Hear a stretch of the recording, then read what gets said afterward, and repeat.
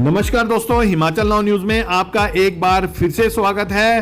कमाल है कि जिस गाय को हिंदू कहलाने वाला समाज मां कहता है, आज उसी गाय के लिए एक गौ सेवक को आमरण अनशन करना पड़ रहा है। हैरानी की बात तो यह भी है कि ये वही भाजपा की सरकार है जो गाय की ही पूंछ पकड़कर देश और प्रदेश में सत्ता पाने में कामयाब हुई थी, और आज यह सरकार उस गाय के एहसानों का कर्ज ऐसे गौ भगत को जबरन गाड़ी में डालकर उसका मोबाइल छीनकर उसके साथ आतंकियों जैसा बर्ताव करते हुए उसके आमरण अनशन स्थल से उठाकर 40 किलोमीटर दूर नाहन मेडिकल कॉलेज पहुंचा देती है।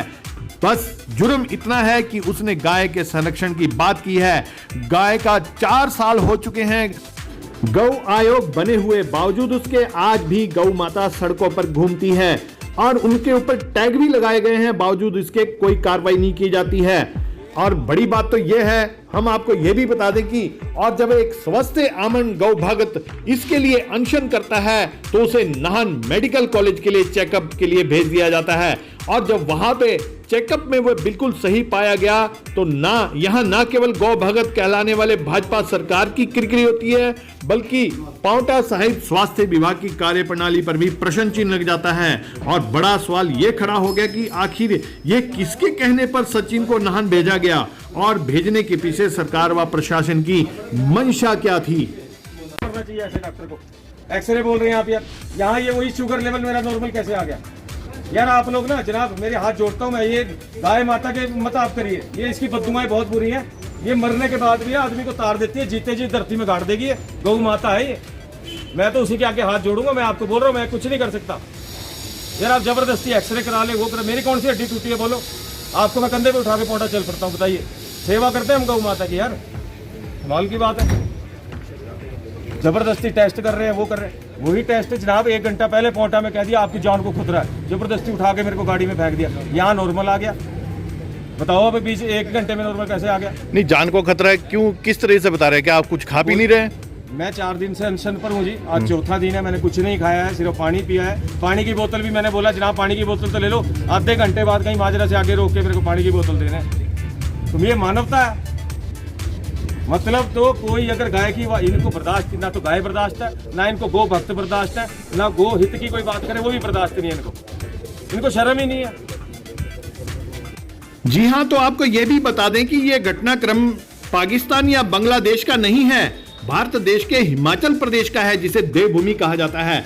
गौ संरक्षण को लेकर गौपालक सचिन ओबराय का आमरण अनशन चौथे दिन में भी प्रवेश कर चुका है। हालांकि प्रशासन और सरकार इस मुद्दे से अच्छी तरह से वाकिफ है, मगर आमरण अनशन खत्म करवाने का कोई सार्थक प्रयास अभी तक इस सरकार के द्वारा नहीं किया गया है, जो इस गाय की वैतरणी से ही अपनी सत्ता की नैया को पार लगाने में कामयाब हुई थी। सरकार की संवेदनहीनता से स्पष्ट हो गया है कि सरकार और गौ सेवा आयोग गौ रक्षण को लेकर के बिल्कुल भी कहीं भी किसी भी तरीके से गंभीर नहीं है।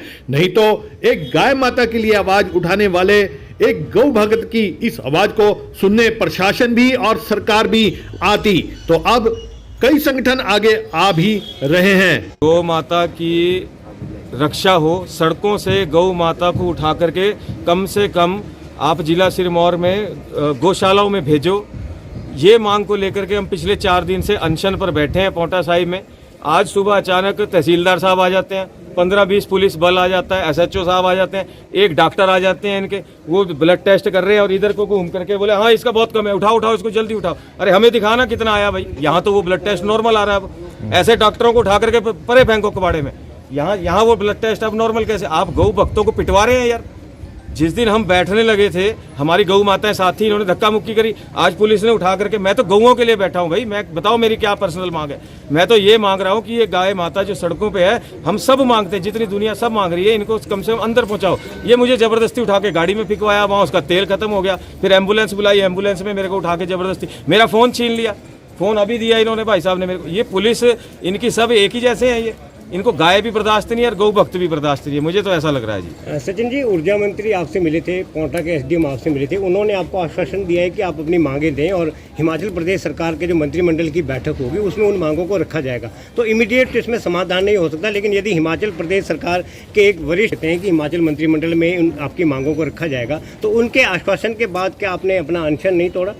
उन्होंने मुझे कोई आश्वासन नहीं दिया जी। उन्होंने कहा कि इसके लिए तो कानून बनाना पड़ेगा, गाय को सड़क से गौशाला तक पहुंचाने के लिए कानून बनाना पड़ेगा, मतलब गाय के लिए कोई बोर्डिंग पास लेना पड़ेगा या उसको पासपोर्ट बनवाना पड़ेगा, तभी बेचारी गौशाला में जाए। ये झूठ बोलते हैं, एक नंबर के झूठे हैं। गाय का नाम ले लेकर ये सत्ता में आ जाते हैं, इनके अधिकारी भी इन्हीं के जैसे हैं, नलायक बिल्कुल। खाने के लिए आयोग इन्होंने नया बना दिया खाने के लिए। अब गौ भक्तों को तुम पिटवा रहे हो। तुम दिल से अगर पूछते कि हाँ जी बताइए, आप बताइए क्या समाधान हो सकता है, हम बोलते 4 बंदे लेबर के हायर कीजिए, आप टेम्पू कीजिए और इनको गौवंश को भरिए और लेकर के जाइए।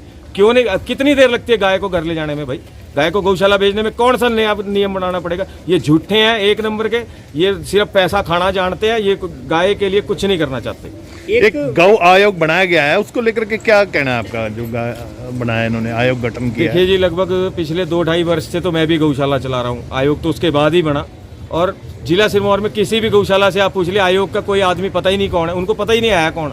जो उपाध्यक्ष हैं वो मंत्री जी, ये मेरे को लगता है मनोनीत इसीलिए करते हैं कि जहाँ मंत्री सीएम आए उसको माला डालो, उसके आगे पानी का गिलास, उसको काजू बादाम खिलाओ। ये इसीलिए बनाए होते हैं। 40-40 हज़ार इनकी तनख्वाहें होती हैं, सरकारी गाड़ियाँ होती हैं। ये कुछ आज तक किसी गौशाला में नहीं गए। कुछ दिन पहले डीसी साहब का मैसेज आया था कि यहाँ आयोग के उपाध्यक्ष आ रहे हैं, मीटिंग कर रहे हैं। तुरंत शाम को मैसेज आ गया, नहीं सीएम साहब आ रहे हैं ना, तो उनके कौन हाथ जोड़ेगा वहाँ जाके? तो उधर चले गए वो। तो गौशाला वाले मर रहे हैं, गाय मर रही हैं सड़क पे। बद्दी की अभी खबर आई थी, बद्दी में 300 पशु जो है वो सड़क पर ही है। बद्दी से ही तो है वो, जो अपने घर से नहीं पशु उठा सकता वो हिमाचल से क्या इस्तीफा दे पड़े हो? इतने पैसे आप खा रहे हो सरकारी गाड़ियों में, शर्म ही नहीं आती। जो गौ सदन सिरमौर जिला में बने हुए हैं या हिमाचल प्रदेश में, उनकी स्थिति क्या है, उसको लेके आपका क्या कहना है? स्थिति जनाब, ये गौ सदन नहीं है, ये जो सरकारी है ये तो गौ जेल है, काले पानी की सजा। ये नाहन से नीचे आप देखिए बालासुंदरी गौशाला, 10 क्विंटल भूस 6 महीने पहले भी था, आज भी है। एक भी गाय खड़ी नहीं हो सकती वहाँ। कम से कम 100 गाय बाहर बैठी हुई हैं। इनको इतना भी देख के शर्म नहीं आती कि यार ये हमारी माँ है? कोई भी गरीब आदमी भी अगर सड़क से गुजरता है वो कहता है यार गौ माता, इसको मारो मत, चल कुछ रोटी दे दो इसको। यार ये कहीं बेचारी गौशाला में चली जाती, इनको शर्म ही नहीं है। ये पैसा खा लेते हैं और चमड़ी इनकी इतनी मोटी हो गई है, ये देख कर भी अनदेखी करते हैं। पानी 1-1 महीने पुराना है। गौशाला जो सरकारी है वो तो मैं ये कहता हूँ उससे अच्छी तो फिर सड़क में ही है ये बेचारी। सचिन जी, महामंडलेश्वर ने एक बयान दिया था जी। वो कहते हैं जी मेरा कोई वहाँ पे अनशन पे मैं भी गया था, मेरा मान सम्मान नहीं हुआ, और उन्होंने एक विवादित सा बयान दिया था, उसको लेकर के क्या कहना आपका? देखिए, मैंने कोई ऐसा बयान तो देखा नहीं है, किंतु एक गो भक्त और गो प्रेमी के नाते जो भी आना चाहे और खासकर साधु संत आ जाए तो मुझे लगता है कि इस समाज को और इस मांग को और गौ माता को कहीं ना कहीं न्याय मिल जाएगा। और यदि कोई भी साधु संत, अब देखिए मैंने तो किसी को निमंत्रण दिया नहीं, हजारों लोग पहुंच रहे हैं, इस मुहिम से जुड़ रहे हैं, तो आगे भी अगर यदि साधु संत आ जाएं तो बहुत ही सोने पे सुहागा होगा, और जो भी लोग आ जाएं तो उनका हाथ जोड़ करके सदैव स्वागत है। मतलब अब आपका क्या डिसीजन है? अब आप क्या करेंगे? आपका अनिश्चितकालीन अभी अनशन जो चला रहेगा या उसको आप समाप्त? बिल्कुल ये अनशन चला रहेगा जी। मैं अभी बोलूंगा कि मुझे वापस छोड़ने का आप कीजिए। अब जो पोंटा में आप 2 नंबर की रिपोर्ट निकाल रहे हो, जबरदस्ती झूठी है, यहाँ से इसको उठाया जाए, यहाँ के नॉर्मल कैसे आ गई वो? आपको शर्म नहीं आती? गौ माता के प्रति आप ये षड्यंत्र कर रहे हो। मैं इनको ये कहना चाहता हूँ, इनकी सरकार और इनके अधिकारियों को, ये गौ माता के अंदर 33 करोड़ देवी देवता होते हैं। तुम्हें ऐसी बद्दुआएं हाय लगेंगी, तुम्हें कीड़े भी नहीं पड़ेंगे, ये याद रखना। तुम यार गौ की आवाज हम उठा रहे हैं, आपको तो समर्थन करना चाहिए। आपको शर्म ही नहीं, आप पिटवा रहे हो हमको, पुलिस से जबरदस्ती उठवा रहे हो। बताइए मेरे में क्या कमी है? बोलो, मैं पैदल चले जाता हूँ पोंटा। अभी मैं गौ माता के लिए बैठा हूँ और बैठा रहूंगा। मैं बिल्कुल अपनी ना हार मानूंगा, ना उठूंगा, ना झुकूंगा, ना बिकूंगा, ना हटूंगा। मैं बिल्कुल गौ माता के लिए अटल हूँ और वहीं बैठूंगा जाकर के। जी साहब, ये अनशनकारी जो गौ आंदोलन से जुड़े हुए सचिन जी, इनको पोंटा से यहाँ पे लेके आया गया था, और आपने इनका क्या चेकअप किया और क्या पाया है, थोड़ा सा ये बता। अभी हमने इनका कंप्लीट फिजिकल एग्जामिनेशन कर दिया है और इनका ब्लड शुगर भी चेक किया है, जो कि नॉर्मल रेंज में है। इनका ब्लड प्रेशर भी बिल्कुल ठीक है और पल्स रेट भी ठीक है, कोई बुखार नहीं है, कुछ और चीज़ नहीं है। तो कोई अभी ऐसी कोई इंडिकेशन नहीं बन रही कि इनको हम एडमिट कर दें यहाँ पे। दूसरे, इनको कोई पर्सनल काम भी बोल रहे, मेरी गाय बाहर बंधी है कहीं, तो उसको इन्होंने अंदर करना है, कुछ अपने हाउस होल्ड को कोई काम इनके रह गए हैं, तो ये बोल रहे कि मुझे वो काम करने दो। तो अब हम इनको फिर ज़बरदस्ती कैसे रखें, क्योंकि इनकी अभी कोई मेडिकली भी कोई इंडिकेशन नहीं है एट प्रेजेंट।